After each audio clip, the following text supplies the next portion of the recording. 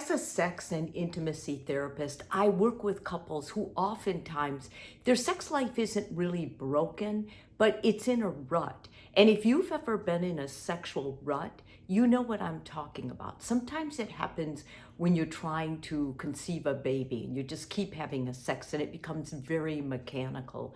Or sometimes it happens when the relationship was built on sex. In other words, sex entered too early into the relationship. And once it enters, it's harder to get that emotional connection, which is so important in long-term relationships.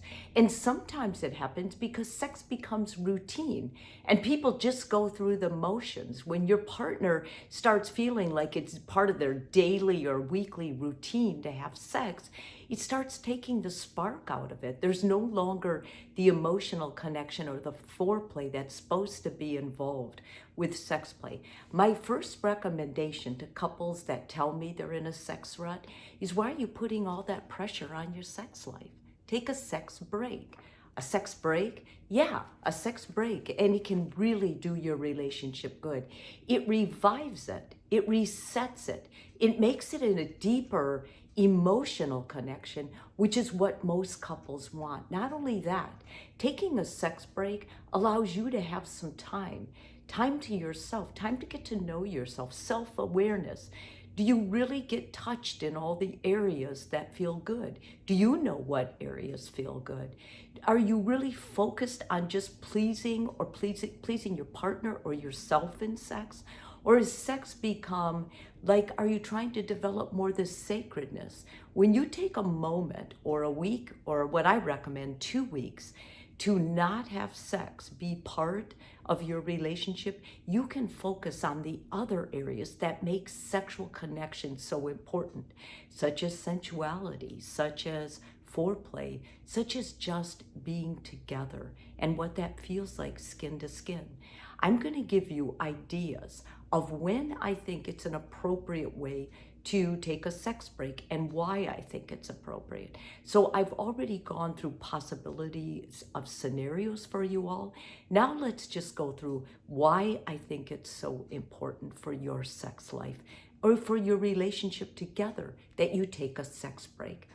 Okay, first, you'll be able to reflect on other aspects of the relationship. That's, really thinking about, what else is going on? What are we using for sex? Or why is sex become the rut? Like, why is that the defining? Do I know who you are as a person? Are you feeling neglected? Are you feeling resentful? Are you feeling angry about something I said or did? It's basically a time to check in with your partner and make sure the communicating part is still going well and the two of you are still curious and interested in each other. The second one, you can focus on sensuality. Sensuality are those things like finding each other's erogenous zones, sensual massage, tantric loving, using the ability to just look into each other's eyes and not look away, but get that intimacy that you used to have when you made love. There's a lot of couples who don't even look at each other when they make love. And the reason they don't is they go entirely inside. It's become an experience for them, and they're sharing it with no one but themselves. It's also focusing on your sensuality really helps enhance your foreplay, because you're once again curious and you're interested in what's going on with your partner.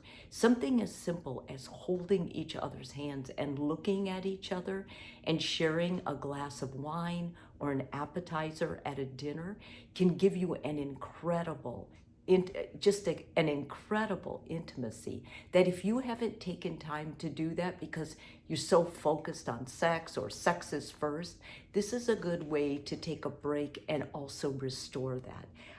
Thirdly, it helps you weed out people. If you're dating and you're having sex too quickly, it's become recreational for you. It's not sacred anymore. You're doing it to relieve tension. And sometimes if you take a sex break and you tell your partner, I'm celibate, I'm going to be celibate for the next 2 weeks, people who aren't into deepening their sexual experience won't be around those 2 weeks. Because when they hear you're going to be celibate, then you're no longer really any good to them. And when you have someone like that, that person should not be in your life. You should have gotten rid of them a long time ago. But focusing on no sex and improving yourself can help you go through those people. Next, you get closer emotionally. When you take sex off the partner, off the list of what the two of you are doing, which I recommend when you're first dating, don't have sex right away. Use that time to build the friendship. What do you guys have in common? What are you doing together? What makes you feel better? What adds meaning to your relationship? These are the things you have to get in touch with. I have a YouTube about the 6 forms of intimacy. I want to remind you, sex is only one of those. There's a whole lot of other things, such as your spiritual connection, your curiosity connection, your interest, your experimental connection. Where do all of those go when you're in a rut with sexuality? If you're like many couples, that part dies too, because the sex is what was holding the relationship together. It's too easy. Sex is easy, you just roll over. But that's never what sex was meant for in your relationship. Next, sometimes couples are using sex to avoid going into an issue they want to. I have a lot of couples who come in and say, we just got to split. The only thing we have in common is sex. Those are typical words from a couple who is using sex to avoid other things in their life. I think once we become more aware, and we do that by taking a sex break, once we become more aware of ourselves and the relationship, we begin seeing where the healing needs to be done.